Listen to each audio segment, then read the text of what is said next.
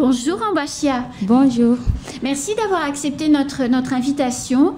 Bonjour Alidi. Bonjour Madame Annie Constance. Merci d'avoir accepté notre invitation et d'être sur le plateau ce matin. Je sais que c'est pas facile pour vous. Ils ont très peur. Ils sont beaucoup plus calmes que mardi matin.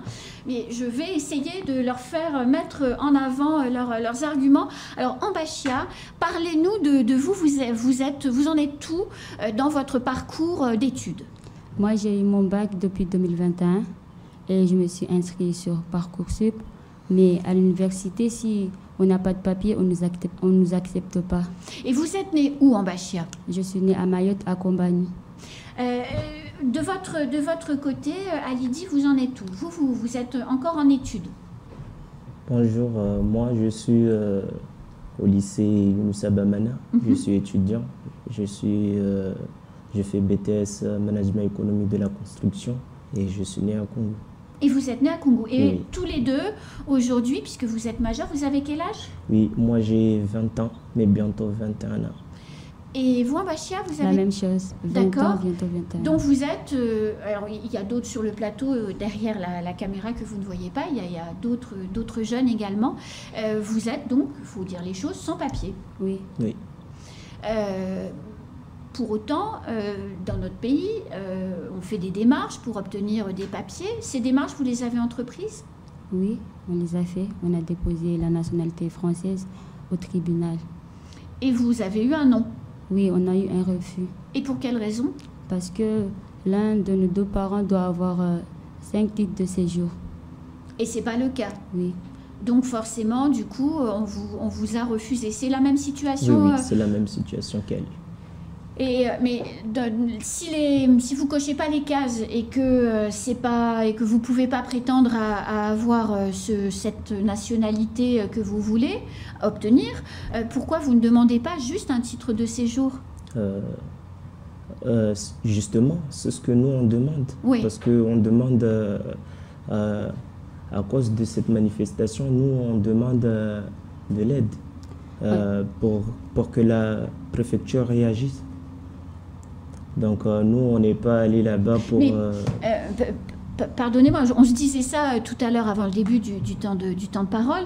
Même quand on fait refaire ses papiers d'identité et qu'on est français, c'est compliqué. Il faut fournir tout un tas de documents. Exactement. Et si vous ne les fournissez pas, c'est fin de non-recevoir. Enfin voilà, point à la ligne. Oui. J'ai du mal à comprendre pourquoi vous en arrivez dans cette situation. Comment faire? Comment vous faites pour en arriver dans cette situation? Parce que si on vous dit non pour la nationalité, parce que vous ne remplissez pas les conditions, il y a des règles, c'est oui ou c'est non. Dans votre cas, c'est non. Pourquoi vous ne demandez pas un titre de séjour et vous faites un autre dossier? Je ne comprends pas. Expliquez-moi, parce que et si moi je ne comprends pas, il y a plein de gens qui ne comprennent pas. Oui, parce que pour accéder à la préfecture, c'est compliqué. Il y a beaucoup de monde. Bon, c'est compliqué de rentrer là-bas.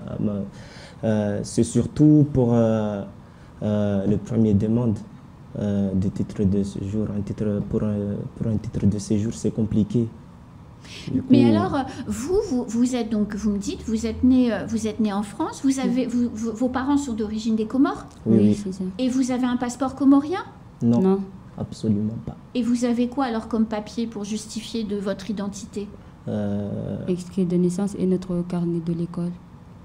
D'accord. Donc vous n'êtes pas français, mais vous n'êtes pas comorien? Oui. On est au milieu. Oui, on est mal, quoi, surtout. Ça, je comprends bien, parce que du coup, quand vous vous déplacez dans Mayotte pour aller, vous dites, vous êtes au lycée Younoussa Bamana, c'est ça? Donc, et vous habitez à Koungou, c'est ça?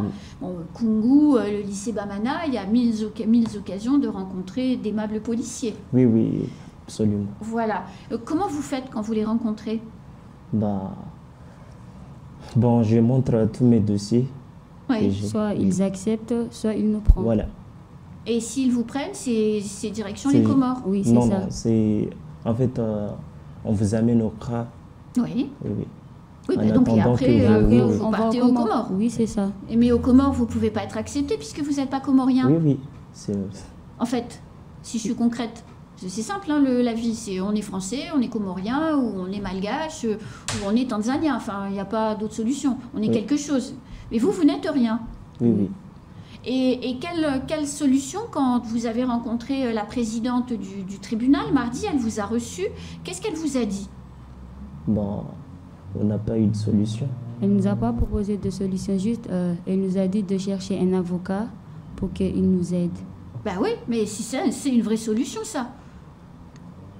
Oui, mais il y a certaines personnes, ils ont déjà un avocat et rien ne se passe. Mais il faut changer d'avocat, il n'est pas bon peut-être. Non, mais ce que j'ai du mal à percevoir, à comprendre dans votre démarche, je comprends la difficulté qui est la vôtre, je la comprends parfaitement. Mais ce que j'ai du mal à comprendre, c'est qu'il y a des règles à respecter, qu'il faut les respecter, qu'il y a des démarches à accomplir, qu'elles sont pénibles, hein, ça je suis d'accord. Mais pourquoi vous ne le faites pas? Pourquoi vous ne vous groupez pas pour le faire tous ensemble? Pourquoi? Parce que la préfecture, pardonnez-moi, mais elle a autre chose à faire que de s'occuper de vous en réalité. Oui. Vous voyez, il y a peu de chances que vous receviez un appel tout à l'heure, après le temps de parole de M. Suquet, qui vous dise « Mais Monsieur Anzis, venez donc dans mon bureau, on va régler ça ». Il n'y a aucune chance que ça se passe. La vie, c'est de se prendre en main et de le faire soi-même. Oui. On sait que dans la vie, il y a toujours des obstacles et c'est compliqué parce que c'est pas facile de réussir. Donc, bon, nous, en tout cas, nous, on baisse pas les bras parce que nous, on veut juste... on va juste avoir des papiers et continuer nos études. Mais, et je regarde en parallèle les messages qui sont sur la page Facebook. Beaucoup de gens disent, mais demandez, rapprochez-vous de vos parents sont comoriens, rapprochez-vous de l'Union des Comores pour avoir un passeport comorien et donc être en règle, c'est-à-dire avoir une identité diplomatique quelque part et poursuivre vos études du coup normalement. Enfin, nos parents sont comoriens, mais pas nous. C'est eux qui sont nés aux Comores, pas nous. Oui, mais on appartient à une culture, on appartient... si vos parents sont comoriens et que vous ne remplissez pas les cases pour avoir la nationalité française, je suis peut-être bête, mais vous êtes comorien, non? Enfin, je sais pas, expliquez-moi. Nous, on pense qu'il n'y avait pas la loi que l'un de nos parents doit avoir 5 titres de séjour. Au moment où on vous parle, on aurait la nationalité française. Oui, mais si la loi c'est celle-là en Bachia, on ne peut pas la changer. Oui, peut-être. On ne peut pas la changer. La loi c'est celle-là. Oui. Donc si ce que vous voulez, vous ne pouvez pas l'obtenir parce que la loi ne vous le permet pas, comment faire? On doit trouver d'autres moyens. On doit trouver une plan B. Mais l'autre moyen, c'est d'avoir un passeport comorien. Oui, mais comment? Parce que c'est compliqué. On peut pas, peut pas quitter le territoire. Parce que si on quitte le territoire, si pour venir ici à Mayotte et déposer des papiers, c'est compliqué. On doit voyager en règle, c'est-à-dire avoir un laissez-passer, aller aux Comores et revenir dans les droits. Et ça, c'est pas possible de l'obtenir, ce document? C'est pas possible parce que les rendez-vous, c'est difficile. On trouve pas de aux Comores, c'est difficile d'avoir des rendez-vous, c'est ça? Non, ici à Mayotte, on parle de la préfecture. D'accord. Et là, concrètement, donc vous étiez quand même une centaine devant la préfecture, devant le tribunal, pardonnez-moi, mardi. Vous êtes à peu près combien? Il y a à peu près combien de jeunes gens dans votre situation? On va dire plus de 500. On va dire ça. Parce qu'il y en a, on ne les connaît même pas. Ah bah oui, il y en a même qui cachent leur situation. Ils ne disent même pas. C'est-à-dire comme si elles avaient peur quand on leur dise « vous êtes sans papier ». Bah c'est le cas. Mais eux, ils ont peur. Bah oui, mais concrètement, c'est le cas. Suite à ce que vous a dit la présidente du tribunal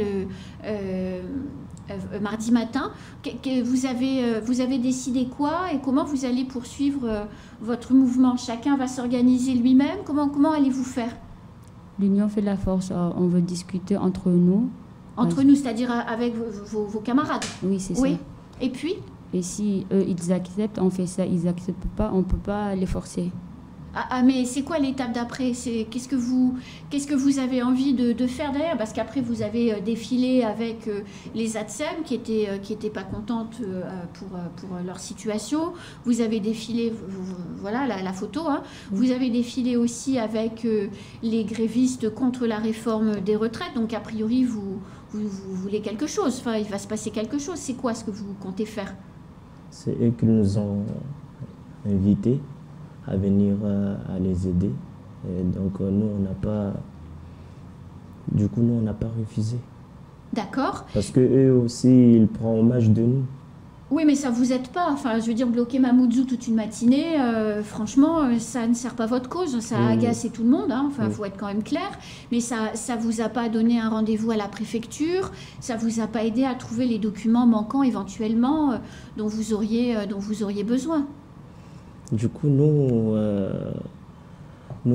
on dénonce juste ce qui se passe pour nous faire entendre par les élus et aussi pour la préfecture et aussi le ministre de l'Éducation nationale.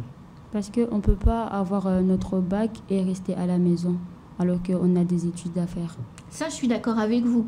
Mais si vous ne pouvez pas les faire en France, parce que effectivement, vous ne pouvez pas avoir... vous êtes majeur, évidemment, et que vous ne pouvez pas avoir un titre de séjour, il faut prendre des dispositions. Enfin, vous ne pouvez pas gâcher votre vie comme ça, attendre que le temps passe et sans avoir...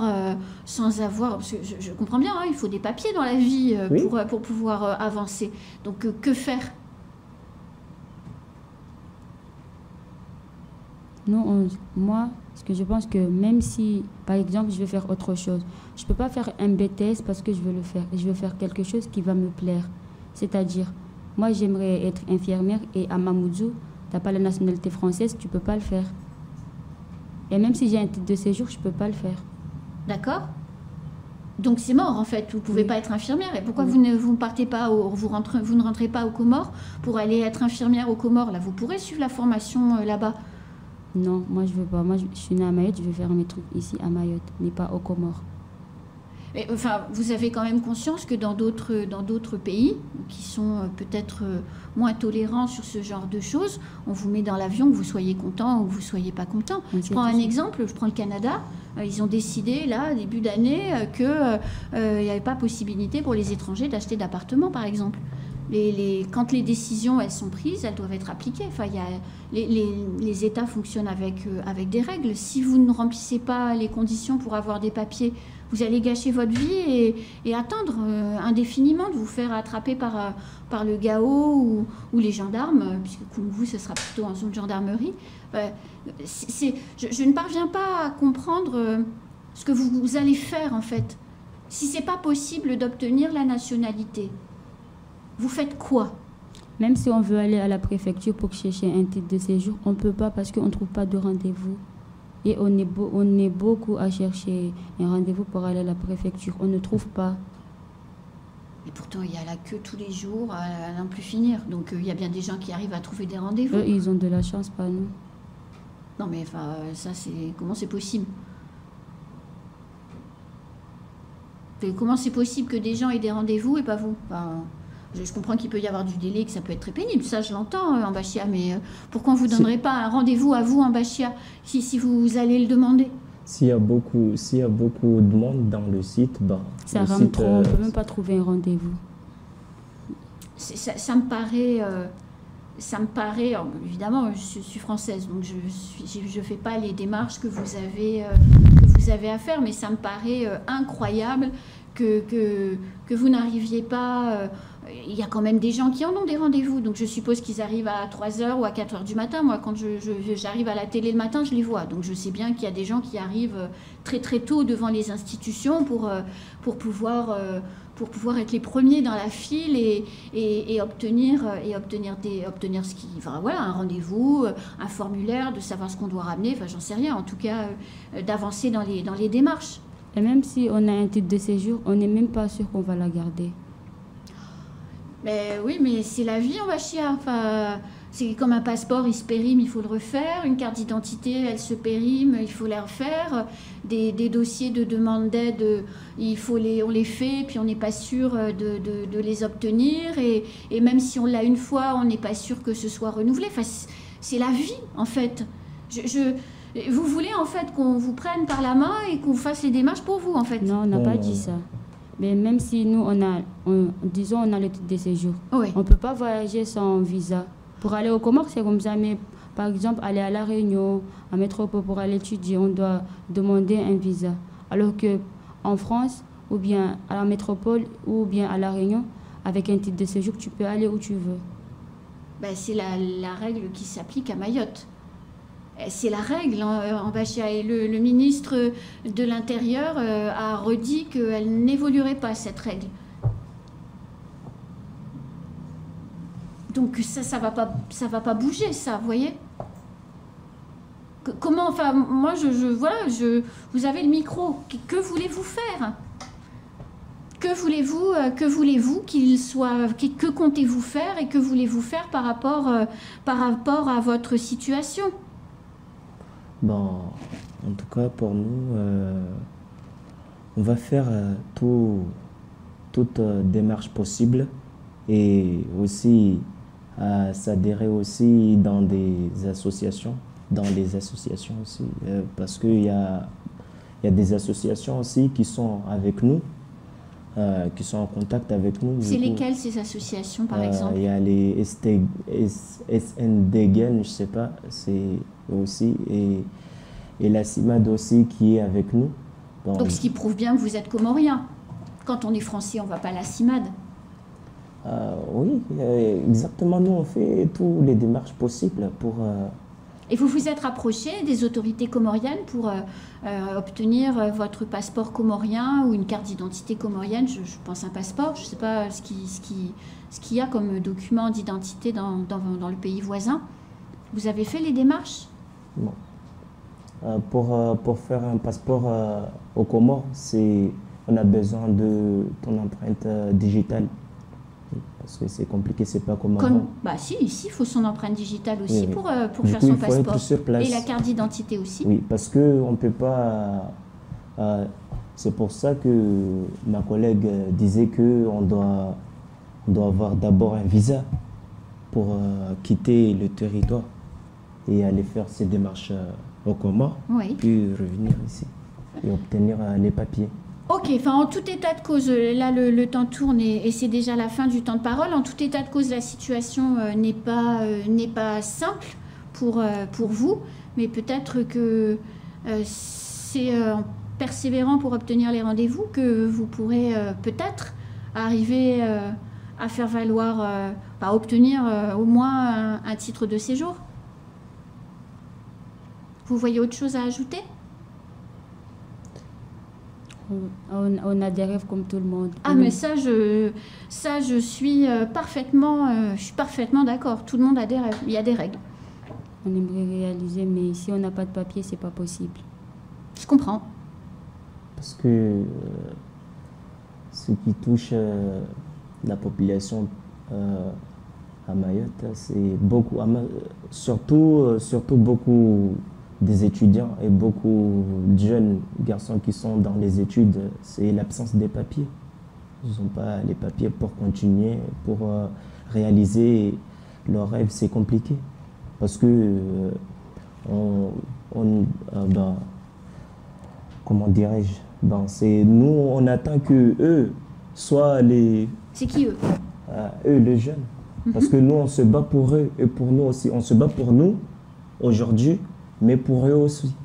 Mais il faut pour ne pas être dans la galère. En main, il faut les occuper, il faut les chercher, les papiers, il faut aller chercher les rendez-vous à la préfecture. Vos mères, elles les ont obtenus, les rendez-vous à la préfecture pour elles. Pourquoi vous les obtenez pas? Je comprends pas. Allez plus tôt à la préf pour arriver à 3h du matin, être le premier dans la file et obtenir un rendez-vous 15 jours, 3 semaines, un mois. Enfin, je sais pas quels sont les délais. Après, ils y arrivent, les gens. Les rendez-vous, on les prend par Internet, on ne va pas à la préfecture. Et bah donc, prenez donc les rendez-vous. On ne sait même pas c'est quand la préfecture ouvre les rendez-vous. Bon, en tout cas, tout ça me semble bien compliqué, mais il y a des règles, il y a des procédures et je ne peux que vous encourager à les suivre. Et il est vrai que rester sans papier vous met dans des situations qui sont particulièrement compliquées pour vous. Ça, c'est évident. Oui. En tout cas, bon courage. Merci. Pour la suite de vos démarches. Et écoutez, c'est la fin de ce temps de parole. Tout de suite, la suite de nos programmes.